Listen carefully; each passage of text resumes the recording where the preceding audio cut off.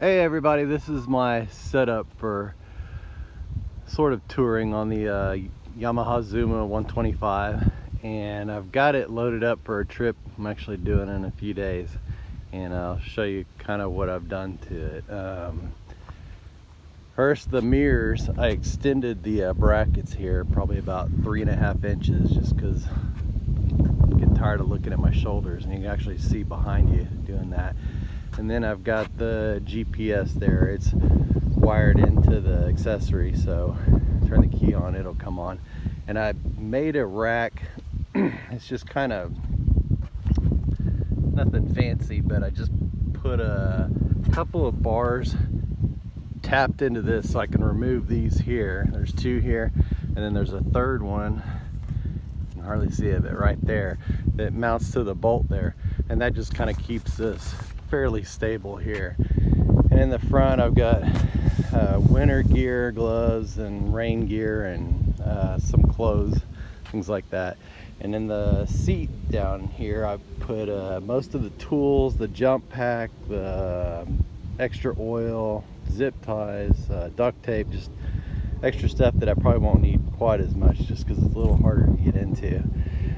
And then I made another little rack down here. It's a part of the backrest, and what I did is I welded all kinds of stuff together, but I put it's a fence bracket that goes around the fence pipe, and then welded it to another piece of angle here, and then it comes up, and this is a backrest off of a roll star seat that I have, and so I just switched that back and forth, and this is fairly stable.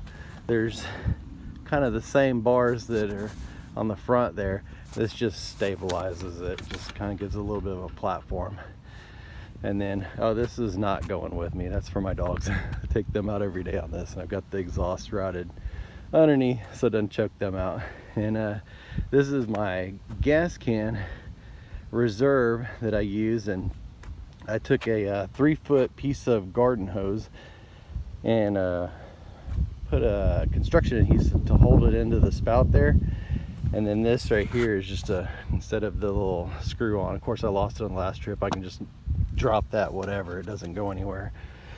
And what I do is, I don't recommend this, but I take the hose while I'm riding. Of course I only get roughly 84 miles till it starts running out of gas. And I do have a second key, I don't have it with me, but I'll leave the second key in here, open this up as it's sputtering, and then take got another plug here, just keep bugs or whatever out of it. Take this, shove it in there, and I'll pick this up and rest it on my knee and kind of guess at how much, roughly 1.5 gallons. And usually pretty close. Sometimes if I go over, then of course it spills out and goes everywhere, but oh well. Gives me a lot longer range. I can go probably 200 and maybe 220 miles, something like that, between this tank full 2.5 gallons and then the 1.6 on the tank on the motorcycle. And this is an extra piece. All this thing is rigged up for my dogs too. I have a chocolate lab that rides down here, and this is a piece of a mower deck that I welded and put carpet, and it fits in there pretty solid, but it will flip up, so in case I need to get to the battery or whatever, it just rests there, sits there. All this is, I got rid of the plastic, put the carpet up here for my dogs too. And then of course the hose, when I'm done fueling, I just reach around and shove it up in there with the plug in, but it kind of just tucks up in there. And then I added just a little LED, one of those cheap LED little light bar things, just gives it a little extra lighting for the front. Oh, and here's my my cruise control. It's just a zip tie, and of course you roll on the throttle, just rock it, and it holds the throttle there. And then of course you just turn that. And then I got the, what is this, cramp buster, so you can just rest your hand on it too and kind of hold it if you need to wherever. But most of the time I'm going to be wide open the whole time. Just turn it and lock it, and it holds it full throttle. And I put a little extra bag here. This has got, I don't know, headlamp and sunblock and extra batteries. And I've actually got just a cheap thermometer thing in here from, shoot, probably the 80s. But it tells me the temperature, humidity, whatever. But mainly I'm interested in the temperature because when I go to the mountains, it's kind of interesting to see where you're at, like how cold it is or how hot it is or whatever.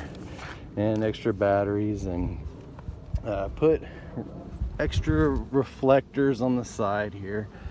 And oh, this is my funnel. I just got that tucked down in here. And this thing does burn fuel running it wide open. On my last trip, I actually did an iron butt and did 1,000 miles in 23 hours and 45 minutes. And it did burn probably 8 ounces of oil in that time, just because you're wide open. And so I've got extra oil inside the seat here. And let's see what else I've got. Oh, I put a extra light here just so I can see what I'm doing with the fuel, because I ride probably nearly 20 hours.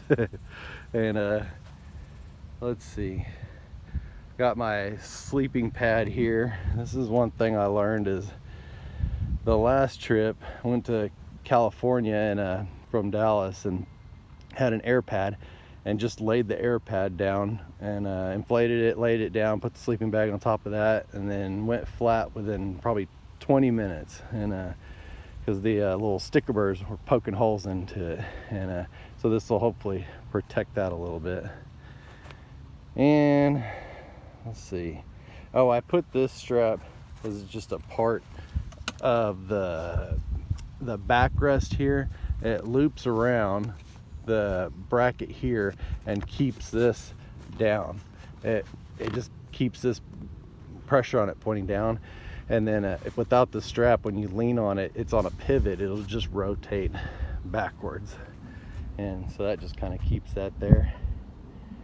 And other than that, I think there's anything else. I